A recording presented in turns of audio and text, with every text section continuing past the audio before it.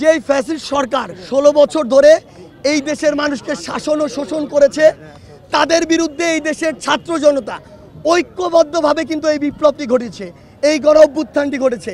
সেই জায়গায় কেউ যদি আবার প্রতি বিপ্লবের কথা ভুলেও মুখে নেয়, তার মানে সেই বাংলাদেশের পুরো ছাত্র জনতার বিপক্ষে একটি ঘোষণা দিচ্ছে। আমরা স্পষ্ট করে বলে দিতে চাই, এটি যারা দিচ্ছে তাদের উদ্দেশ্য যে সৎ নয়, তাদের উদ্দেশ্য যে এদেশের ছাত্র জনতার সাথে সম্পৃক্ত নয়, বরং এই দেশের মানুষকে শোষণ করার সাথে সম্পর্কিত, দেশের বাইরের কিছু অপশক্তিকে তাদের কিছু স্বার্থ হাতে তুলে দেওয়ার সাথে সম্পর্ক। এই দেশটি বিভিন্ন কারণে তাদের হাতে আংশিক বা সম্পূর্ণভাবে বিক্রি করে দেওয়া যে তাদের স্বার্থ, সেটি আমরা বুঝে যাই। আমরা স্পষ্ট করে বলি, কেউ যদি পুনরায় আবার এই সাহসটুকু করে যে এই বাংলাদেশে আবার ছাত্র জনতার এই বিপ্লবের বিরুদ্ধে প্রতি বিপ্লব করার চেষ্টা পর্যন্ত আমরা দেখি, আমরা বলে দিচ্ছি 5ই আগস্ট দেখেছেন, এরপরে যা দেখবেন তা দেখার জন্য ছাত্র জনতার পক্ষ থেকে যা হবে তা দেখার জন্য আপনাদের অস্তিত্ব থাকবে না। যদি নিজের অস্তিত্ব টিকিয়ে রাখতে চান, তাহলে ভুলেও ছাত্র জনতার বিপক্ষে গিয়ে একটি কথা বলারও স্পর্ধা দেখাবেন না। 2024 সালে দাঁড়িয়ে কে কি বলছে, কে কি করছে, কার উদ্দেশ্য কি, বাংলাদেশের প্রত্যন্ত অঞ্চলের একটি মানুষও সেটি জানে।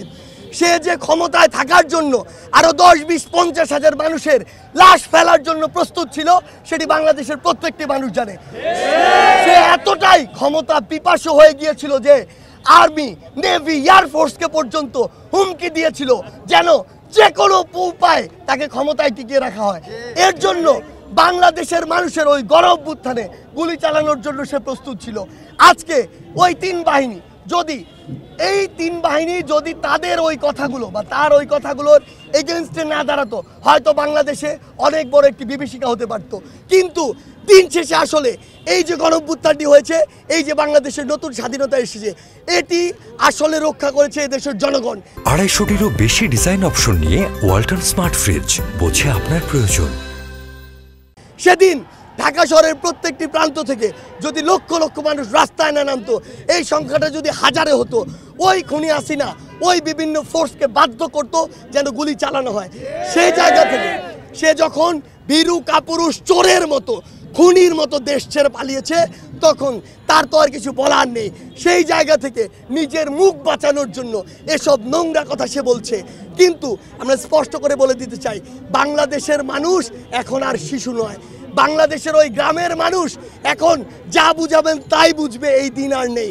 বাংলাদেশের মানুষ জানে, আপনি নিজে ক্ষমতায় টিকে থাকার জন্য 16 বছরে যেমন হাজার হাজার খুন, গুম, লাশ ফেলেছেন, ঠিক তেমনি এই 5ই আগস্টেও আপনি হাজার হাজার মানুষের জীবন নেওয়ার জন্য প্রস্তুত ছিলেন। আপনি একজন খুনি, আপনি খুনি শেখ হাসিনা।